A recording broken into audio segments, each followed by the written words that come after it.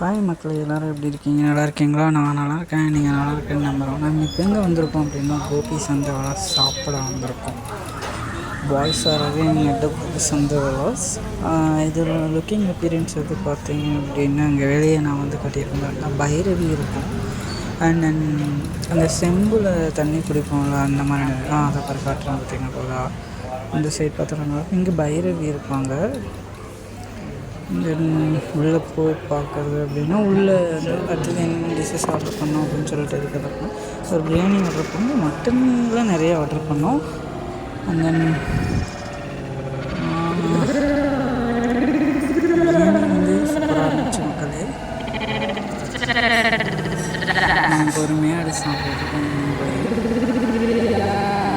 நிறைய வெரைட்டிஸ் நிறைய சாப்பிட்றதுனால மெயின் சூப்பரான டிஷ்ஷஸ் இதெல்லாம் மட்டன், சிக்கன்ஸ் எல்லாமே இருந்தோம். நூல் பரோட்டாவுக்கும் வித் தயிர் பச்சடி சூப்பராக இருந்துச்சு மக்களே. யார் யாருக்கு அந்த மாதிரி பிடிக்கும்னு சொல்லிட்டு அந்த நீங்கள் முட்டை பணியாரம் கொடுத்தாங்க. முட்டை பணியாரம் சூப்பராக இருந்துச்சு மக்களே.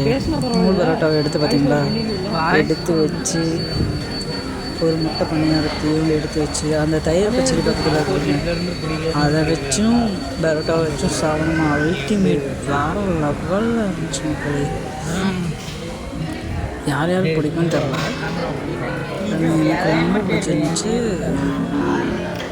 பிரியாணி சூப்பராக இருந்துச்சு. டேஸ்ட்டாக நல்லா இருந்துச்சு. திஸ் இஸ் நாட் நான் வந்து அவங்களுக்கு அட்வைஸ் பண்ணேன்னு சொல்லலை. நாங்கள் போய் சாப்பிட்டதில் ஒரு எக்ஸ்பீரியன்ஸ் மட்டும் சொல்கிறோம். சிக்கன் வித் மட்டன், அந்த நூல் பரோட்டா வித் தயிர் பச்சடி எல்லாமே சாப்பிட்டு முடிச்ச பிறகு கொத்து பரோட்டாவோ வேறு ஏதோ ஒரு ஸ்பெஷல் டிஷ், அவங்களோட சிக்னேச்சர் டிஷ்ஷு மாதிரி ஏதோ வந்துச்சு. கொத்து இட்லின்னு நினைக்கிறேன். அது வந்து ஆர்டர் பண்ணியிருந்தோம். பக்கத்தில் வந்து முட்டை பணியாரம் இருக்குது. கொத்து பரோட்டா வித் ஒரு ஊட்டாப்பம் சொல்லியிருந்தோம். சூப்பராக இருந்துச்சு மக்களே. எல்லாமே வேறு லெவலில் இருந்துச்சு.